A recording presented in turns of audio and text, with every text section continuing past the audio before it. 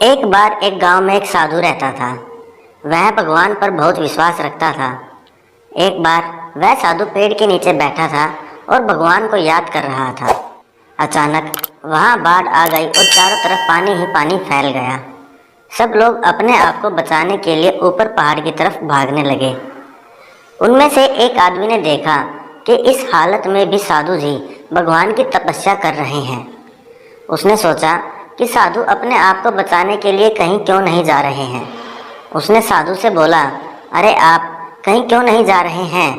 आप भी मेरे साथ ऊपर पहाड़ की तरफ चलो, नहीं तो डूब जाओगे। साधु बोले, अरे हमें क्या होगा, मैं भगवान की इतनी तपस्या करता हूँ, मुझे कुछ नहीं हो सकता, मुझे भगवान अपने आप बचाएगा। धीरे धीरे पानी साधु की कमर तक आ गया। अब लोग वहाँ से नाव लेकर निकलने लगे तो उनमें से एक ने साधु से कहा, अरे पानी आपकी कमर तक आ गया है, आप हमारे साथ चलो। तो साधु ने कहा, नहीं नहीं, भगवान मुझे अपने आप बचाएगा। और वह नाव वाला भी वहाँ से निकल गया। कुछ देर बाद पानी इतना बढ़ गया कि साधु के सर तक पहुँच गया और अब लोगों को बचाने के लिए हेलीकॉप्टर निकलने लगे। एक हेलीकॉप्टर साधु के पास आया जो कि आखिरी हेलीकॉप्टर था। साधु के पास नीचे रस्सी फेंकी और बोला, इसे पकड़ो और ऊपर आ जाओ, नहीं तो आप डूब जाओगे। यह आखिरी हेलीकॉप्टर है और आपके पास में कोई दूसरा रास्ता नहीं है बचने के लिए। साधु ने कहा, यह रस्सी वापस खींच लो और आप चले जाओ। मुझे भगवान के ऊपर पूरा भरोसा है, वह मुझे बचा लेगा। पानी काफ़ी ऊपर आ गया और पेड़ भी डूब गया और साधु की भी डूबने से मौत हो गई।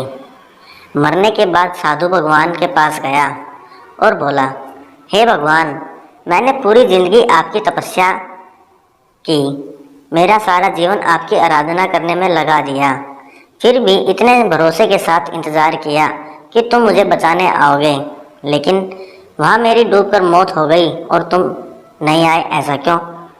भगवान बोले, मूर्ख इंसान, एक नहीं 3 बार आया था, वो तीनों बार मैं ही तो था। पहला पैदल, दूसरा नाव के द्वारा और तीसरा हेलीकॉप्टर के द्वारा, लेकिन तुमने एक भी अवसर पहचान नहीं पाए, पता नहीं किसका इंतज़ार कर रहे थे।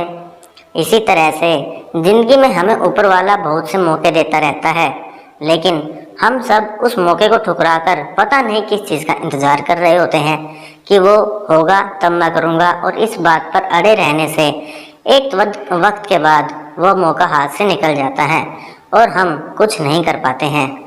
तो किसी भी अच्छे समय का इंतज़ार मत करो, जो भी करना है आज और अभी से ही शुरू कर दो।